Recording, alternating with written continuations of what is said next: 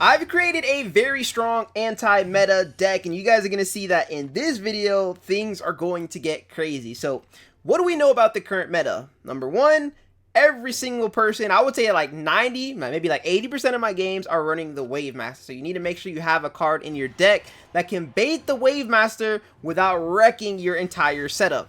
Number two, you also have to make sure you're aware of the other minis people are running in this game right now, which are the Electro Wizard and the Witch. So the Wavemaster just counters the Witch straight away, because with the Wavemaster, if the Witch has a lot of skeletons down, he goes over it and he just absorbs all of the health. Against the Electro Wizard, the Wavemaster is really good. It can still be, you know, a little bit tough against a 3-star Electro Wizard, because if he gets the stun off, the Wavemaster gets stuck. But normally when they don't get the stun off, your Wavemaster is able to get all the way to the enemy back line and slow up the Electro Wizard. Now, it's not always possible to beat the meta without playing cards that are in the meta, so we do have the Electro Wizard of our own, because he is right now way too broken. Like, they need to nerf him 100%. I don't think they're going to do so. So in the meantime, it's like you kind of have to use him unless you want to be screwed. And it's just obvious why he's good. So whenever you're leveling up your cards going into the later rounds, you can think about which cards you want to level up.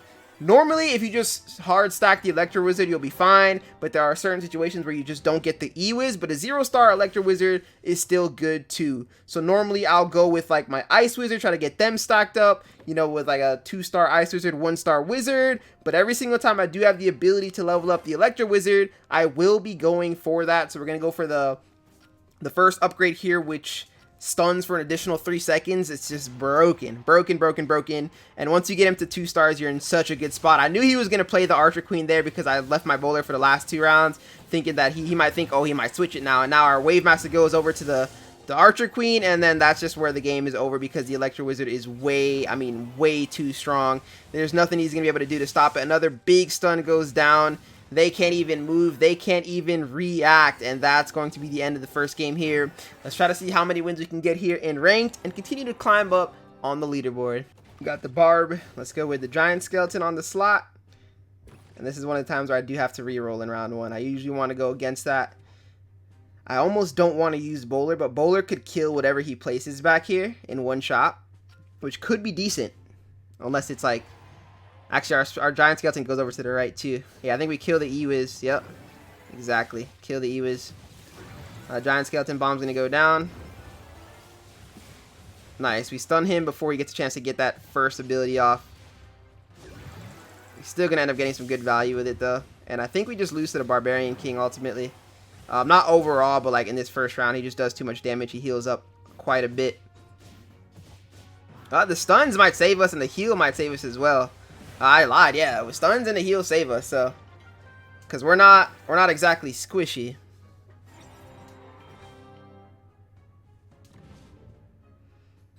So play the Giant Skeleton up front once again. This time we'll continue to bowl where his, unless he forces his mirror slot to go in a different direction, we can continue to bowl that slot there and find value. But ultimately, I could also play my Wavemaster. I should play my Wavemaster up front still.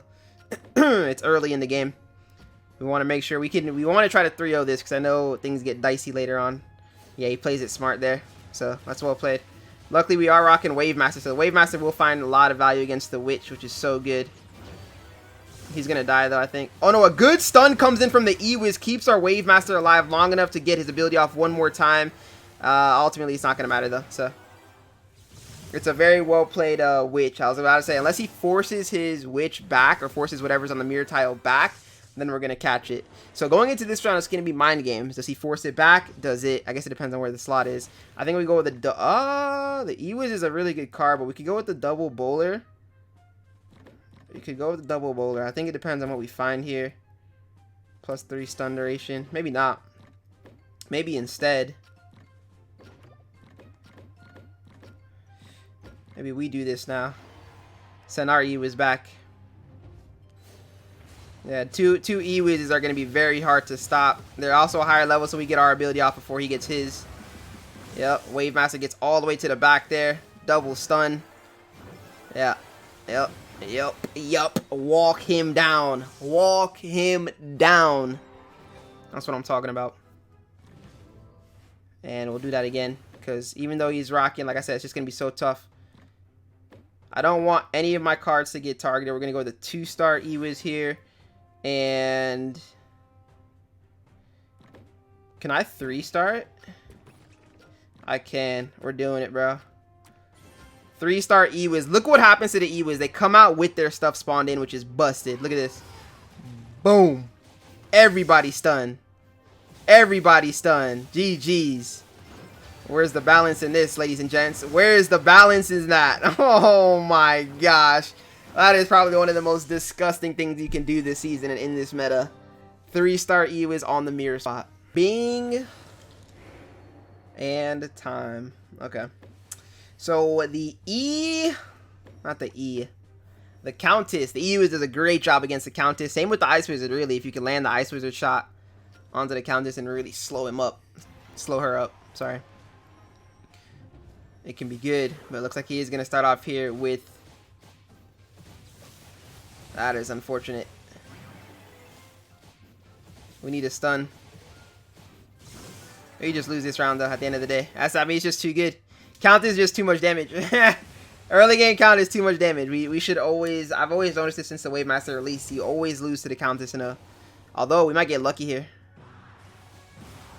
If we get a stun shot off, we get lucky. Nice. If we get a stun shot off, we get lucky, bro.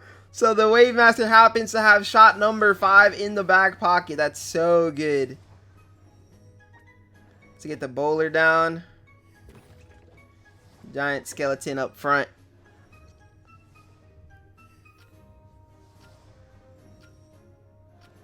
Come on, baby. Yep, nice bowl. Stuns the Countess up a little bit. He was just walk straight up. Luckily, he won't be targeted. At least not right away, anyways. All I'm going to say is it's a good thing we got lucky in that first round, because Dicey McDice. Dicey McDice, bro. We don't get lucky twice. No way. Ah, might happen. 2, 3, stun, heal. Oh, nah, we need to die before we came up. Wait.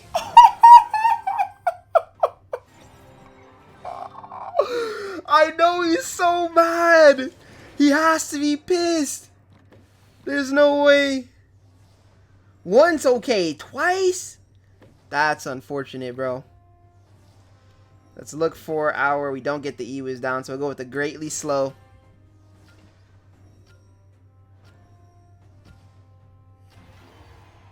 So that if we can catch the Countess with it.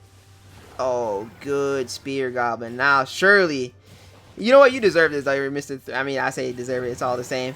This meta is just full of cheese. So he's going to be going down the route of doing, like, the three ghosts, right? 3 ghosts with a 3-star ghost. Countess. Pretty busted. So he definitely wins this time. No, don't get lucky this time, bro. Imagine. Imagine there was a way we got lucky 2 rounds in a row. Okay. Let's lock in here.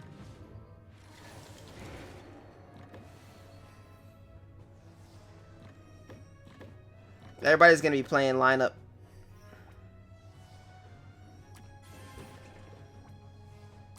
The Ewiz is so good for this, though. He's good for this. I don't mind if he Spear Goblins my... He's going to get the guaranteed Spear Goblin shot, but that's fine. No, he doesn't. He misses it completely. As long as our Ewiz is able to get into the mix. A nice stun on the Royal Ghost before he can go before he can disappear. That's so good. That's so good. Ewiz gonna get a beautiful stun now. Oh yeah, he's in trouble. Yep. We caught the ghost before he could go invisible. Perfect. GG's. 2 very good resurrection rounds plus a beautiful Ewiz stun. I've actually seen quite a bit of Archer Queens today. I'm surprised. I usually don't see this many. I've been playing like all day yesterday trying to figure out good decks, good metas, good combos, and I just did not see Archer Queen. But it seems like, you know, I guess the higher you go up the leaderboard, the more Archer Queens you're going to find. Nice bowler. Early round though with the Wavemaster, with the Electro Wizard. We can always find, like, the Archer Queen will, I mean... I would almost say it's 100%. 100% guarantee that we win the round. 100% guarantee. Let's get our bowler down. We'll just leave it at that. I'm not gonna, because it's too much value. It lines up all of our cards in the same slot, so I don't really like that.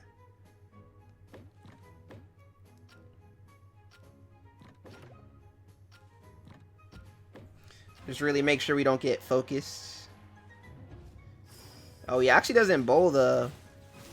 I thought for sure. Maybe he thought the same thing. He didn't want to get caught with the bowl. Bowler walks up and takes down the Ewiz. 3 cards left, so the stun's going to go down on the Archer Queen before she can actually get any kills or get any tremendous value to get that ability off where she does double the damage. So that's really well played out of us there. Once again, though.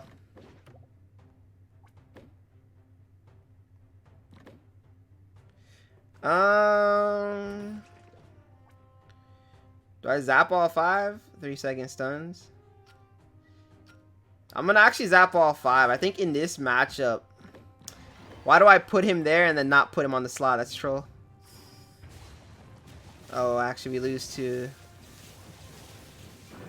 Our Ewiz stays up though. This is good. So if the Wavemaster can get there... Oh no, we lose. Okay, so... Yeah, it's gonna be this Ewiz versus Ewiz fiasco. Alright, we'll drop ours here. Ewiz. I'm gonna look for the 3-star because I'm not even doing this here. We're not doing this. Giant skeleton, we play up front.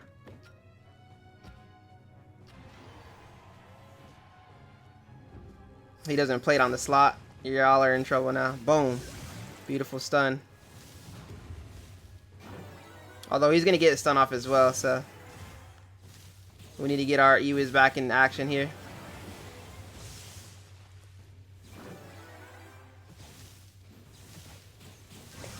Oh, we lose that. Oh, we lose that. Okay. Let's see. What do we need? We need a 6-man on the field so that we don't get targeted by that, right? So we'll get the 6-man down. Everybody play up. Our Ewiz doesn't get targeted here. Impact a larger area. And hits all and nearby enemies. This should be good. This actually plays out perfectly, I think. Maybe not. Nice. Nice. Nice. Another stun. A slow. Oh, a stun. Oh my, I'm telling you guys, the synergy between the knockup of the Wavemaster, the slow of the Ice Wizard, and the stun of the Ewiz. Okay, now we've got a Barbarian King. Barbarian King will go with the Wizard, the Ewiz, and the Ice Wiz. We'll play them both in the very back. The reason why I'm doing this is just in case. I mean, the Wavemaster is going to target his backline, right? So it's going to leave our Wizards exposed. Hopefully between the zaps, right, the stuns, and all of those, we'll be able to slow things down as needed. Because against a Barbarian King, this is one of the things. I know this deck, the Barbarian King is probably... I see a lot of... He's probably like the 3rd most played hero. I see a lot of Wavemaster. I see a lot of... It's really just all Wavemaster, to be honest. But then the next best might be the Barbarian King. So because the Barbarian King deck is so frontline pushing and frontline oriented to where they stack things like the healer and all those things. Unfortunately, one thing I do have to mention is I do not have a 3-star Wizard. So I don't have the anti-heal ability. But if you have that, you can use that to counter the anti-heal. Or to counter the healer, counter his heal himself. But even if you don't have that, you have the Ice Wizard to slow everything down. You have the Ewiz to stun up as well. So things should be okay. But going into round 3 and 4, we might need our... Oh no. He lives on 1 HP. So we got to keep that in mind. And now he's going to dodge off. But at the end of the day, we take down the healer. The slows are going down. The stun comes in hot. And now the Barbarian King, even though he has the boosted damage, is completely slowed. And then our Wavemaster will come back and help. Stun coming in from the Ewiz. He just cannot move. This super slow, like, death deck, bro. It's just so difficult to deal with. But now we might... I don't think we need it yet.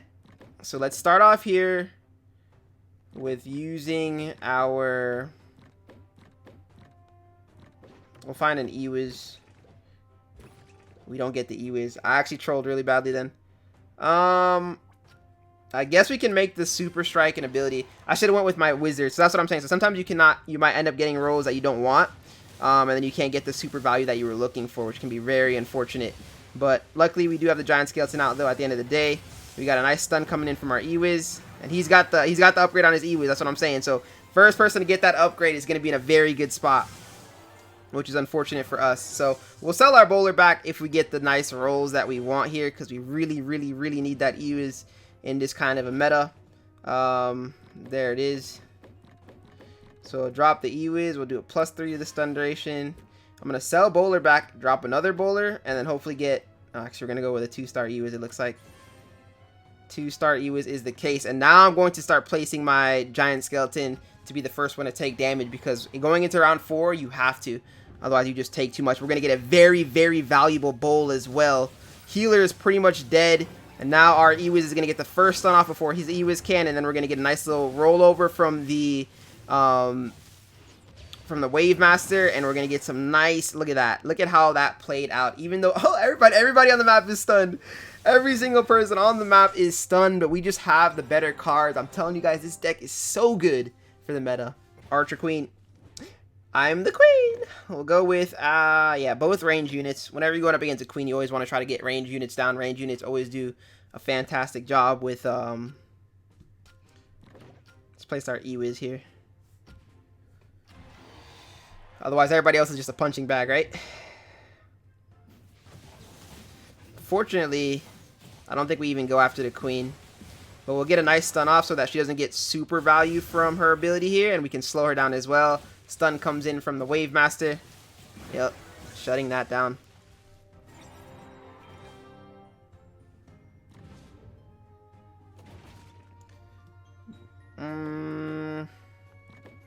Does he play this spot? He might. He might hold it. He might swap it. I don't think he has a reason to swap it though. So we'll play this again.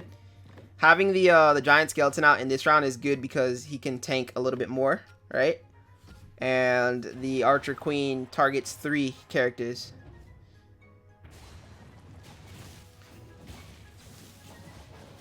So her ability, she shouldn't be able to, I mean, Giant Skeleton might die though. But a nice stun coming down, we're going to be able to hit the Archer Queen. Nice stun coming in from our Wavemaster. He does have this Golden Giant, which can survive a lot of the stuns, right? We've got double stun with the Ewiz, with the Wavemaster, so he might be able to just heal. Let's try to end this on a 3-0 here. Even if he gets to that stage though, it doesn't matter if he heals, if he's stunned for like ever. Let's go. I think I swap. He's going to think, oh, he's not going to swap. It's always a guessing game. It's always a lot of fun. Let's go with +3 stun duration.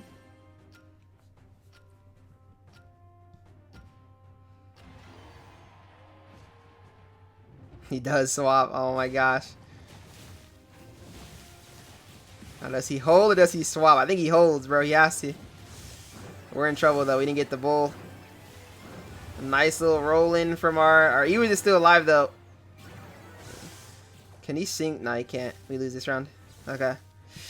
So the thing is here, do I hold or do I swap? Does he keep swapping or does he keep holding? It's like, it's always a guessing game. But I've got 2 more rounds. I'm going to go with I'm going to keep on swapping. That's what we're doing here for sure. We'll do Zap. Strikes 5 enemies. And we're just going to go down the Birkin route here again. We'll drop this dude off the face of the planet and go with the 3-star. I meant to swap. I know he's going to swap, bro. Oh, no, he stays. I got lucky. Let's go! Nice. Let's go. I'm telling you, the only way you want to beat the Ewiz, man, you got to use the Ewiz, bro. It's the only way. Wavemaster's going to get his ability off. His Ewiz can't even come back to life, dude. Another stun goes down.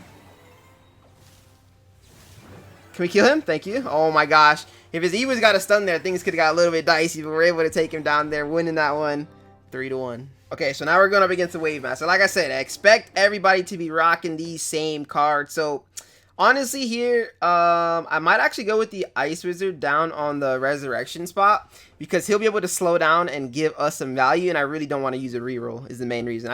I'm not a big fan of round 1 rerolls unless you absolutely have to. just because it's so tough to survive afterwards. But if we can get the Ice Wizard down, though, we'll be fine. So our Ice Wizard is slowing up. Look at him slowing it up. But he does have the Ewiz here in the first round. So it actually looks like he's running a similar style deck. We're able to take down, though, his Wavemaster. And now the Ewiz sitting back there, chilling. He's going to have a res, but it's not going to be anywhere near enough.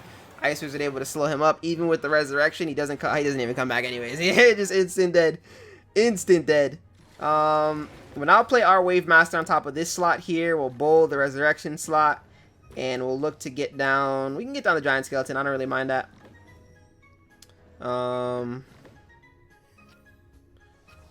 Yeah, we'll sort of just play it like this.